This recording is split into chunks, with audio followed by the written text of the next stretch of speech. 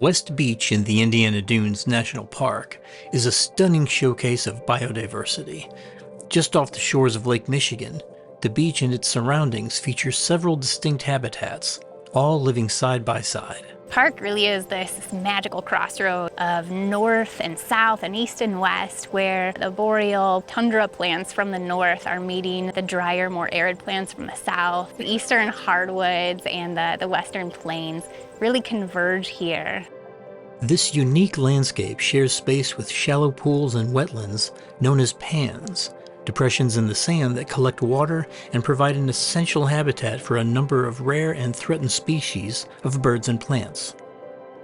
Pans are globally imperiled wetlands. There are about 6 pans just here at West Beach.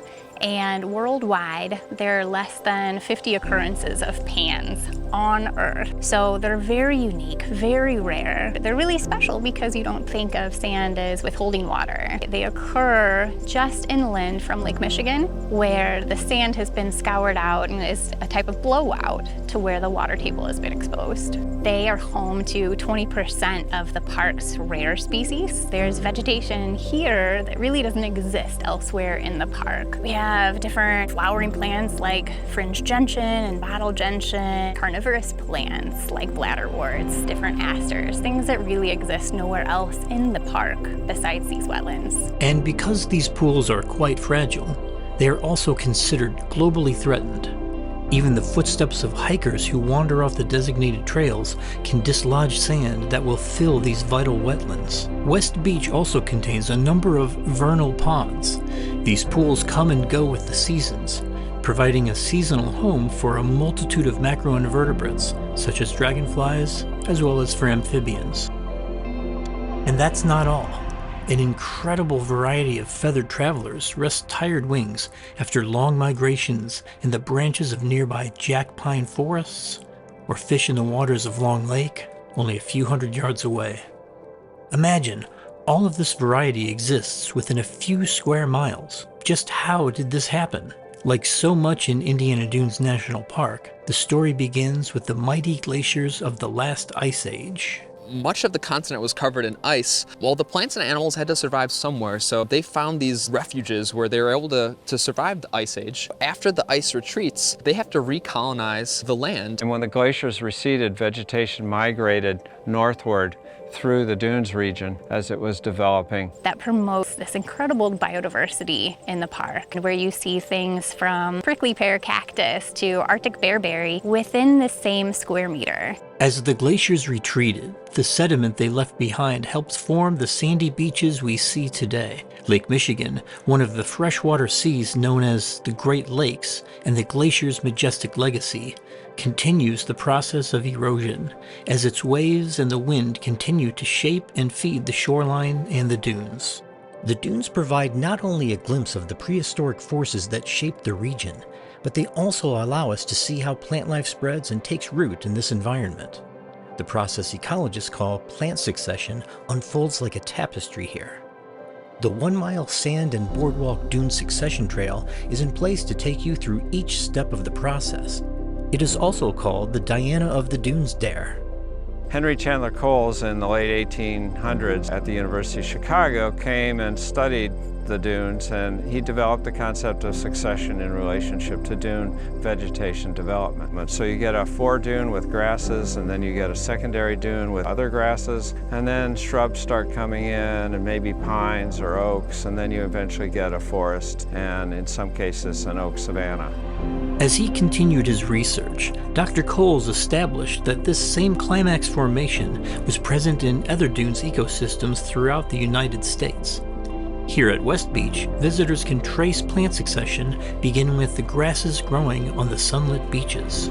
The theory of ecological succession is based on biodiversity. You begin with the early establishing species of plants and animals, and they begin to change the environment by their very presence, and then it evolves and shifts over time. Here at the dunes, this process I just described happens fairly quickly. There are places you can stand and you can look at where you've got new sand forming at the shore, and you can look back and you can see where thousands and in some cases millions of years later, the dunes have grown over time and you now have a forested ecosystem.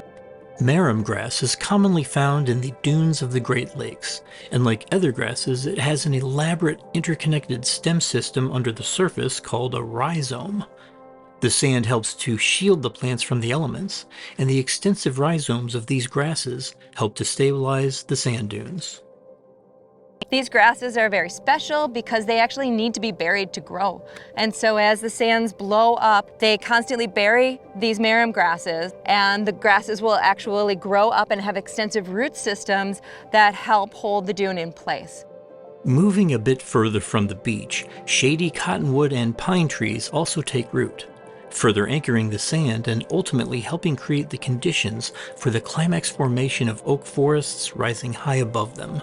We have common juniper, and it's part of the shrub zone. As it stabilizes more, then we get jack pines coming in. So we're starting to transition from the open dunes into forested dunes. As you go on in succession, the diversity of plants does increase. For example, we've got goldenrods over here. We've got blazing stars behind us. If you take a look at all of the national parks in America, we are in the top 10 for plant species biodiversity.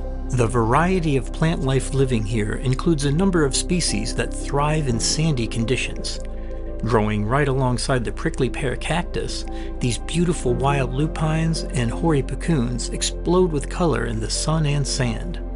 Their lovely blossoms also serve a vital purpose for the plants. The flowers attract a number of bees and other insects, which help the lupines and puccoons to cross-pollinate and reproduce. And just as insects help the plants to survive, the lupines create a ready food supply for a number of species of caterpillars, giving rise to both butterflies and moths. The dazzling display blooming at West Beach also includes the distinctive yellow ribbons of witch hazel bushes. These hardy flowers will continue to bloom here even into the winter months, providing a shock of color to even the grayest of days. Right now, the park has one federally threatened plant called pitcher thistle, or Cirsium pitcheri. It depends on open sandy soils where they receive a lot of sunlight. It takes anywhere from 3 to 8 years for the pitcher thistle to go from a seed to a mature adult plant that produces a flower, seeds, and then that plant's done, it dies. So it's a lot of time, a lot of energy invested in reproducing. It's one that faces a lot of challenges. And goldfinch love to eat the seeds of pitcher thistle. There are different weevils, different beetles that predate the seed. We found about 10 years ago that it seemed like the goldfinches were getting a high proportion of the seeds. And we did a study and we found that if we had more plants in an area, the goldfinches were missing more seeds. We're in the process of experimentally planting seeds out in these habitats to boost the populations. One of the activities that park managers are doing to protect this population is to visit the adult plants that are flowering, and we will put a net over the flower head to prevent seed predation. And then we'll return to those plants and sprinkle the seeds, really just preventing those seeds from being eaten. We're multiplying the seeds in a seed production facility, but to enhance their population as well. While these plants may look tough, in truth, they are vulnerable to a number of threats. Because they rely on sandy conditions, anything that disrupts the natural replenishment of sand along the dunes and shoreline, including harbors, industrial development, and increased erosion, endangers the habitat they need to survive. One of the biggest things that our visitors and park staff can do is just not to trample them. Just a few footsteps really does make a big difference. With such a dizzying array of habitats, it is not surprising that West Beach is a popular destination for a number of migrating birds. In fact, the National Audubon Society has designated this site, along with nearby Coles Bog and other parts of the Indiana Dunes National Park, as important bird areas, sites crucial to bird survival. It isn't hard to see why. Surrounded by heavy industry and development, the beach offers an ideal haven for water birds looking for shelter along the shores of Lake Michigan.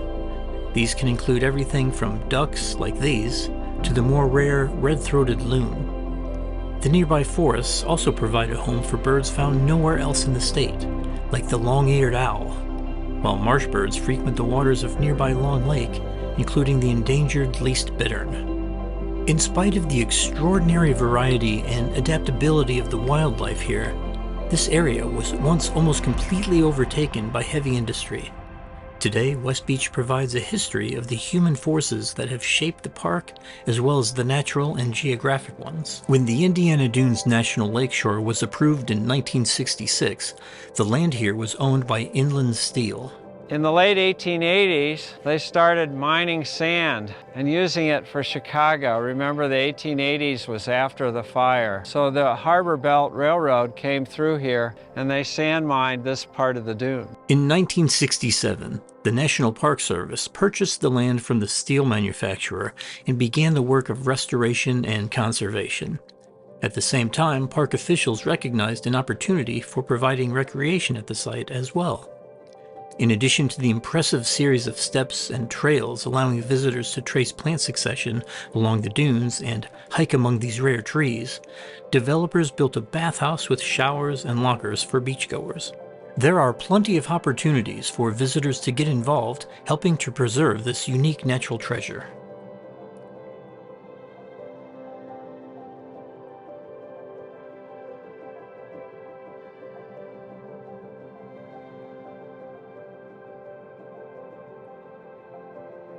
Just as West Beach astonishes with its array of diverse ecosystems, it also offers a stunning look at the juxtaposition of nature, industry, and recreation that makes Indiana Dunes National Park unique. So come explore this incredible landscape, and if you can, roll up your sleeves and join in the effort to maintain its fragile beauty for generations to come. The Indiana Dunes Discovery Trail is an incredible natural treasure, and you are an important part of ensuring its future. When you visit, be sure to follow all posted signs and instructions.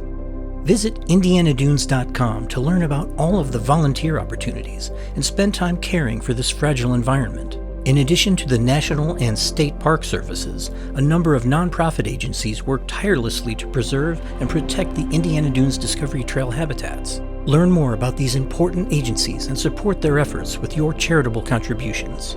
Finally, be a champion for the Indiana Dunes. Stay informed and use your voice to tell the story of this wonderful place. Help ensure that all visitors, the magnificent birds, the migrating butterflies, and friends from around the world can enjoy the Indiana Dunes Discovery Trail for generations to come. Check out the links below to get started.